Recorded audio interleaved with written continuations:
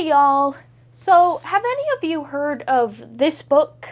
This is the cover, but this isn't what it originally looked like. This is the original. The only reason I know this is because I actually read this a while ago when I pirated it, but I figured if I was making a video about it, I should probably actually buy the book. So this is sci-fi erotica, and it's the first in a series of 22. Just so you guys are aware, this book does contain sexual assault and dubious consent, so just be aware of that. So on that note, let's just jump into it. So we meet our protagonist Georgie, and she's just an absolute nothing burger. Her night consists of eating a lean cuisine and then going immediately to bed, and when she wakes up, she's been abducted by aliens. We get no real preamble about her life on Earth, and it's page 2 and she's already been abducted, so I'm glad we're moving the plot along. So she wakes up in this cargo hold, and there are a bunch of other girls, and this one girl, Liz, kind of just exposition dumps. There are 7 other girls in this spaceship. One of the girls, Kira, who is actually the first to be abducted, has a translator earpiece literally stapled into her head. And they all have these bumps on their arms that they assume to be trackers. There are also these pod things that are lining the side of the cargo hold, and they were able to figure out that there are actually other unconscious girls in there. So the conscious girls assume they're extras because their conditions are nasty. They have to shit in a bucket in the corner, and they only have one translator, so that's what kind of makes them think that. All the girls also talk to each other, and they kind of figured out that none of them have any real relationship in their lives, no close family, no partners, and they're all young women. The fact that none of these girls have no real social lives kind of implies that the aliens stalked them somehow, which I don't really understand how that worked, if they were observing them from their ship, but it's never explained, so a lot of stuff isn't explained, so get used to that. So the first girl that Georgie talks to, Liz, she's actually a cowgirl. She's a cattle rancher, and she keeps referring to them as cattle, which I suppose is not incorrect, but if I was in her situation, I would not be doing that. That's just me, personally. So after a couple of days, another girl gets put into the cargo hold, but she will not stop freaking out. She's screaming, and all the other girls are trying to calm her down, but she just will not stop screaming. So the guard aliens drag her out of the hold and rape her. I understand that sexual assault can be well written in a story, and it can be used to further a character and can be handled tastefully, but this genuinely never comes back up, and it felt very unnecessary. And we're also on page 12 of an erotica book. It just doesn't seem right. This is not the time or place, in my personal opinion. So the girl, Dominique, is understandably very traumatized and won't let anyone get close to her. And at this point, they feel their ears popping, so they kind of assume that they're leaving Earth's atmosphere. So the girls are all plotting an escape plan, which I don't understand because, you're in space and you don't know how to drive the ship, but go off, I guess. And their plan is terrible. They're just gonna rush the guards who have guns, but they don't get to do that because the ship starts, rattling and shaking, and Kira is the aliens say they're gonna detach the cargo. They actually do try jumping the guard, but he obviously just grabs Georgie. But then they start free falling, and Georgie grabs the gun, and then some rockets kick on or something because the gravity comes back, and then Georgie bludgeons the alien to death. Then they start entering the atmosphere, and Georgie passes out. It was very unclear what was going on during this section, so I kind of just had to guess. So anyways, when Georgie wakes up, 2 of the girls are dead, and the rest of them have broken bones and other injuries, etc., and so on and so forth. Georgie herself actually has a super sprained wrist, and some of her toes are fucked up.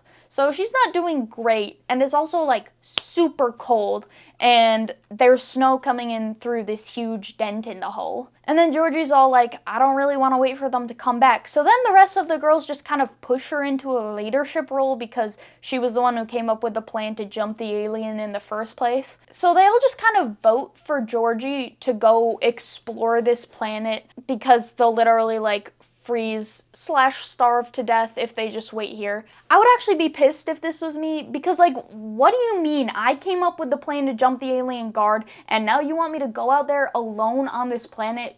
I came up with the plan, what do you mean? Thanks guys, I'm feeling really appreciated. But I guess Georgie is a better person than me because she just accepts it. So she takes the dead guard's clothes and gun, and she climbs out of the cargo bay and immediately describes the planet as Hoth. Yay, I love Star Wars references. When there's snow on a planet, you gotta call it Hoth.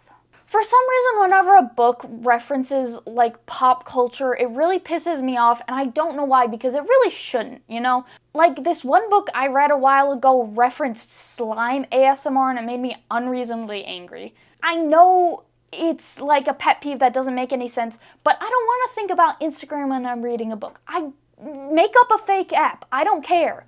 Anyways, so Georgie is trudging through the snow for like a long time, and she finally finds this like forest, but the trees are all like super skinny and weird and sticky.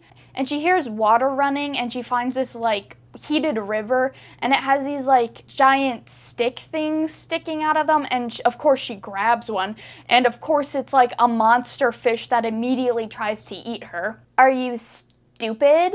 She freaks out and stumbles back and actually ends up being snared. So now she's hanging several feet off the ground and like having a panic attack, and she's about to pass out right when she sees a figure approaching. And this is when we switch to our second POV. I bet you didn't think there was going to be a second POV, but there is. So our other character's name is Vectel, and he's an alien. So he finds Georgie in his trap, and he's like, what the fuck is this? Because he's never seen a human before. And he says his Kui is resonating, which basically means that they're bonded, but we'll get more into that lore later. So he brings her back to this like community hunting cave that all the members of his tribe use for longer hunting trips. And he gets a fire going, and then he undresses her because her clothes smell.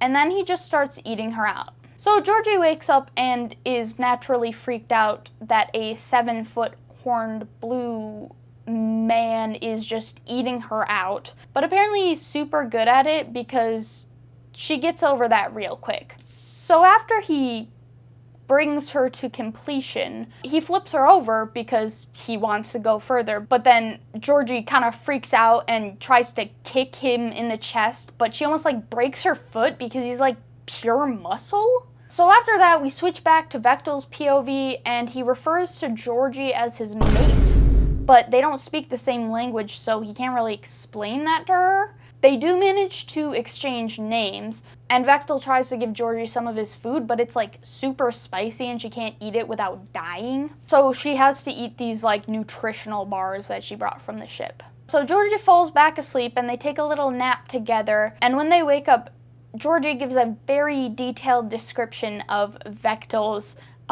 physical form. He's big, and he's blue, and he's beefy, and he has horns and a tail and fur. What else could a woman want? Then they go out to hunt, but Georgie is having a hard time keeping up because the snow is literally like up to her knees. So Vectel gives her a piggyback ride. Okay, Edward Cullen vibes. You better hold on tight, spider monkey. So they're out hunting, and he kills this like alien porcupine and literally feeds it to her raw. Ew. Yuck. Not the only thing she'll be eating raw, am I right, brother?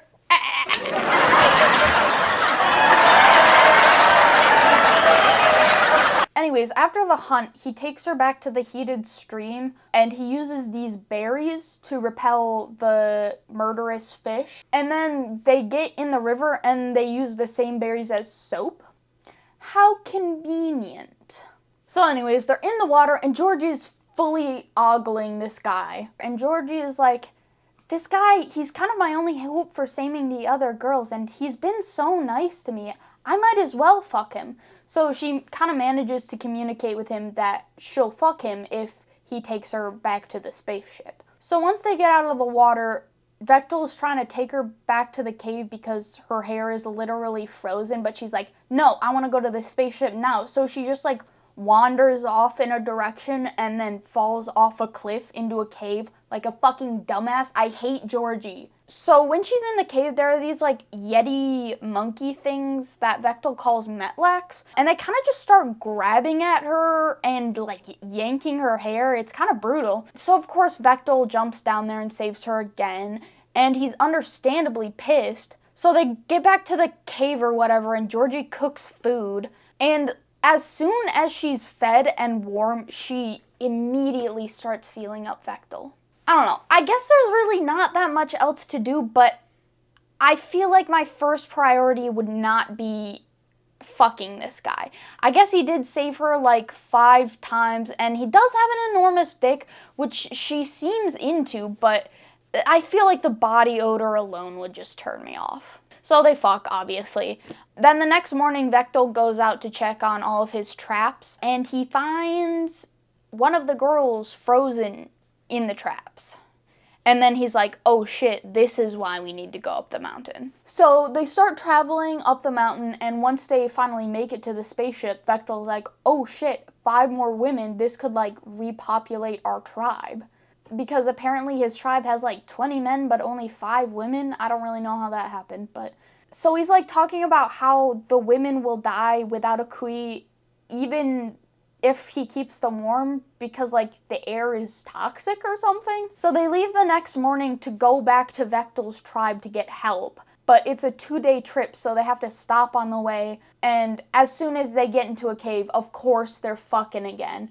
But after that, Georgie actually realizes that the cave they're in is not a cave. It's actually a spaceship that's been completely encased in ice. So they thaw out the spaceship, and its computer system is still working somehow despite being frozen for who knows how long. And it apparently also knows English, so we get an exposition dump.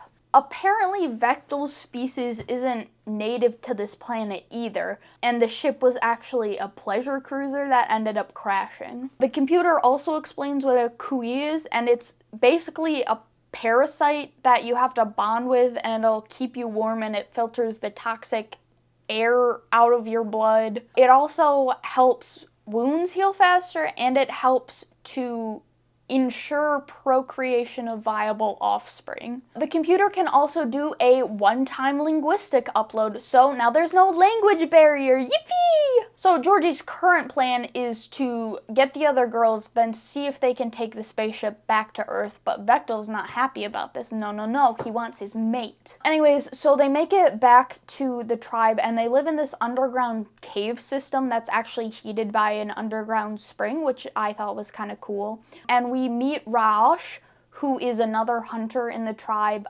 and he's super creepy. We don't like him, but he's super interested in the other women. He's kind of a creepo. I don't care for him. So Vectel takes Georgie back to his cave, and then he has this healer woman go in there, but she can't do anything for Georgie's wrist because she doesn't have a Kui. So Vectel recruits a bunch of hunters to go get the girls, and they're gonna go directly on a hunt to get the Kui for all the women right after. Because apparently you have to like kill, it's called a Sarkost. I don't know if I'm pronouncing it correctly, but apparently the Kui live inside of it. So they're gonna leave the next morning, and naturally, Vectel and Georgie fuck. Then Vectel talks about getting her pregnant because the Kui only resonates if they can produce offspring together, and Georgie realizes her period is late. She's pregnant. She's preggers. Georgie is surprisingly chill about realizing she's pregnant, but she doesn't really have time to think about that right now, because they're going back up the mountain, baby. When they make it back to the girls, they're all like super sick from the air, but Georgie hears one of the other hunters resonating, but no one will admit who it is. I smell a sequel. Anyways, all of the girls talk and agree to get the Kui, and they wake up the girls in the pods too so they can get them. And then right then the trackers in their arms start going off, which are like, oh, the aliens are returning to come get us, which why would they alert them? I don't understand why they're going off, but I digress. So they cut the trackers out of their arms and they get the hell out of Dodge. So they find one of the creatures that has the kui in it, and turns out they're actually like fucking huge. And then the men hunt and kill it. They like try to have some tension in the book, but it's not that good. They kill it in like one page. And so they cut into the creature, and then they cut out its heart, and they cut the heart open, and that's where the kui are, and they're like these worms. So then they have to like make a slit in their neck, and then like the worm burrows into them, and I genuinely do not think I could do this. I would freeze to death. I would die on this planet. Yeah, so Georgie does that, and then she passes out, and when she wakes up, all of the other girls have taken the kui. And Georgie's eyes are like glowing blue now, and she's resonating for Vectel too. And so, you know they're about to bone down sexual style. Also, apparently Rausch was resonating for Liz, and he like snuck away with her, so that's gonna be the sequel, I believe. Vectel's like, don't worry about them. Liz is strong. She'll be fine. And Georgie's like, haha, you're so right, Vectel. Vectel is like, we'll rest here and then we'll leave in the morning. But Georgie can't wait that long. She's trying to bone down sexual style. So they leave the rest of the group to go just like fuck in the middle of the forest. But then literally when they're actively having sex, the alien spaceship comes back and kind of like hovers for a little bit, and then they just leave. And then Georgie and Vectel resume like nothing happened. And then the book ends. So, thoughts. Georgie's character was kind of a blank piece of paper. At the beginning, she kind of took up a leadership position, but that was only really because the other girls pushed her into it. And by the end, her only real personality trait was wanting to fuck Vectel. Like, I know the point of this book is sex, but like, add in some conflict or something. And Vectel is just like, oh, she's my mate, I need to protect her, she's so fragile, I love her. Like, every couple of pages, like, I know man, shut the fuck up. And now for the question I'm sure you've all been screaming at your computers. How was the sex? I mean, it was fine. They didn't use any super unsettling euphemisms for genitalia, so I appreciate that. The only thing I don't understand is why he needs to have like a giant dick. That just sounds painful. Give him an average dick. 5.5 inches. That's pretty much all I have. I don't know if I'm gonna read any more of this series. It was kind of fun, but if people want to see more of this, let me know in the comments. Thank you for watching. I'll see y'all next time.